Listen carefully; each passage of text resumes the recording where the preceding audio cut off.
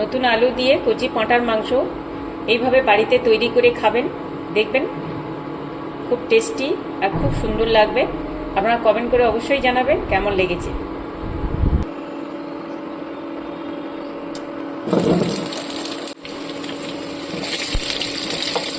প্রথমে আলুগুলো লাল লাল করে ভেজে তুলে নিচ্ছি।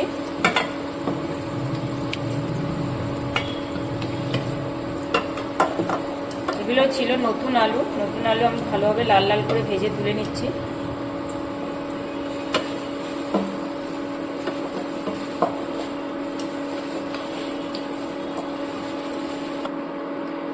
এরপরে বড় বড় করে কেটে নিয়েছি পেঁয়াজগুলো, এগুলো ভেজে নেব।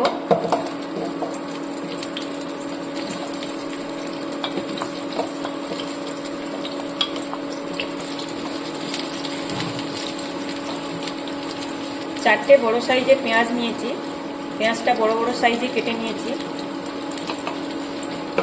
চারটে কাঁচা লঙ্কা দিলাম, এটা আমি গুঁড়ো লঙ্কা অ্যাড করব, এর জন্য অল্প লঙ্কা দিলাম, চারটে লঙ্কা দিলাম। পেঁয়াজটা হালকা ব্রাউন কালার এসে গেছে, এরপর আমি আদা রসুনের পেস্টটা দিয়ে দেব। আদা রসুনটা এইভাবে আমি পেস্ট বানিয়েছি, এটা গ্রেটার দিয়ে গ্রেট করে নিয়েছি, মিহি পেস্ট করিনি।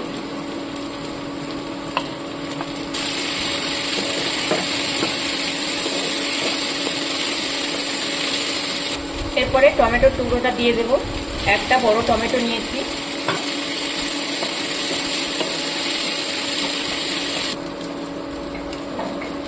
এরপরে দিয়ে দিচ্ছি 1 চামচ পরিমাণে হলুদ,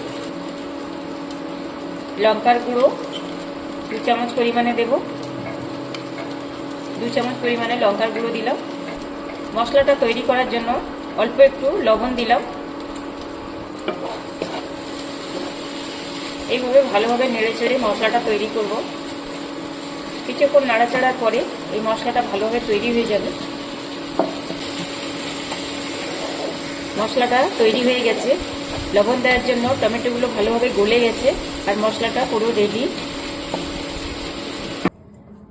মটনটা আমি আধ ঘন্টার মতো ম্যারিনেট করে রেখেছিলাম।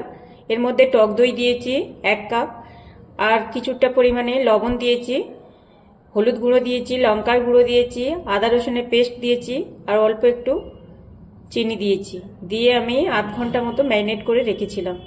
এখন আমার মশলাটা তৈরি হয়ে গেছে, এই মটনটা দিয়ে দেব।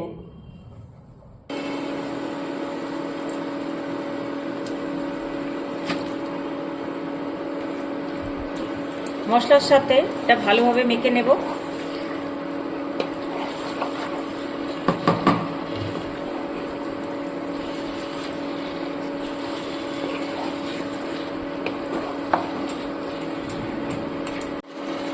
দই দিয়ে ম্যারিনেট করে রাখার জন্য মাংসের মধ্যে যে জল জল একটা ভাব হচ্ছে, এটা আমি ভালোভাবে শুকিয়ে নেব।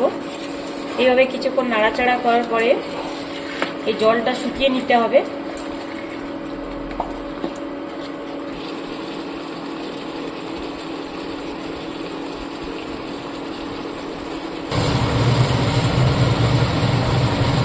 এক চামচ ধনের গুঁড়ো দিচ্ছি,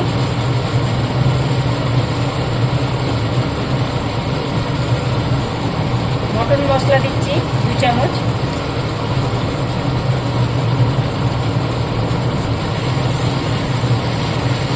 ভালোভাবে নেড়ে চেড়ে মটনের সাথে ভালোভাবে মিশিয়ে দিচ্ছি মশলাটা।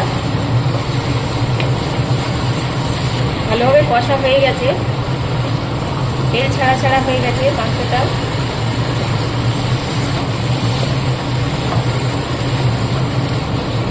পর ভাজা আলুগুলো আমি দিয়ে দেব।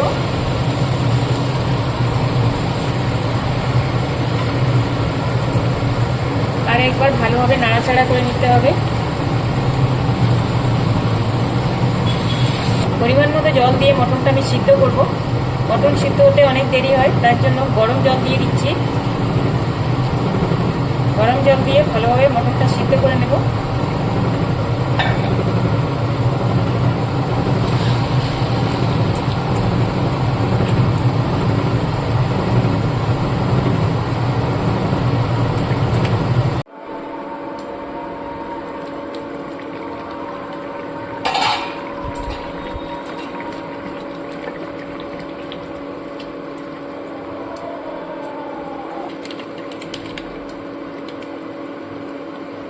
থেকে 1 চামচ গরম মশলা দিয়ে দিলাম।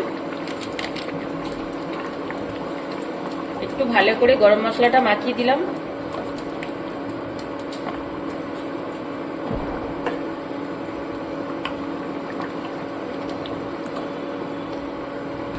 আজ নতুন আলু দিয়ে খাসির মাংসের মাখা মাখা ঝোল বানিয়েছি। এই রেসিপিটা আপনারা বাড়িতে অবশ্যই তৈরি করবেন আর কমেন্ট করে জানাবেন কেমন হয়েছে, খেতে কেমন লেগেছে সেটাও জানাবেন।